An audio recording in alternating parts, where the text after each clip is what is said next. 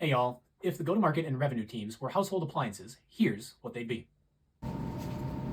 Hey there, I'm RevOps. I'm kind of like this water heater here. I'm sturdy, reliable, and like hot water, I produce stuff that you use and love every single day. I mean, could you imagine getting through your day without hot water? Nah, you couldn't. You take it all for granted, kind of like revenue operations. And that's why you never notice me. I'm typically in this back corner of your basement in some dark, dingy spot. But you know when you do notice me? When something breaks, which inevitably happens every now and then because I am constantly overworked and overtired. So, people aren't perfect. And when that happens, you love to complain about me. Hey there, I'm Sales. I'm kind of like this blender here. I'm always loud, typically messy, and a real pain in the butt to clean. I'm also one to just throw a bunch of random stuff together, mix it all up, and see what sort of results we get in the end.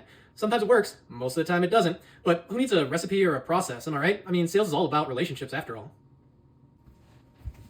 Hey there, I'm marketing. I'm like your coffee maker here. When it comes to options, there are a ton of us out there. Some cheap, some are pretty expensive. Most of us can get the job run in the short term, but finding one that's reliable in the long run, now that's the tricky part. You also need me just to get through any given day because, like caffeine, pipeline is fuel and addicting. Oh, and obviously, drip campaign, anyone?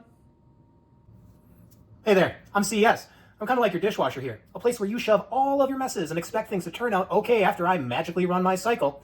Oh, and I'm normally always broken too because you never invest in maintenance. And so what ultimately happens with all of those open support tickets? Well, they start to look like your kitchen sink, overflowing with a bunch of dirty dishes that no one wants to take care of, so they inevitably just ignore them, cross your fingers, and hope that the next person that sees them will actually address the problem.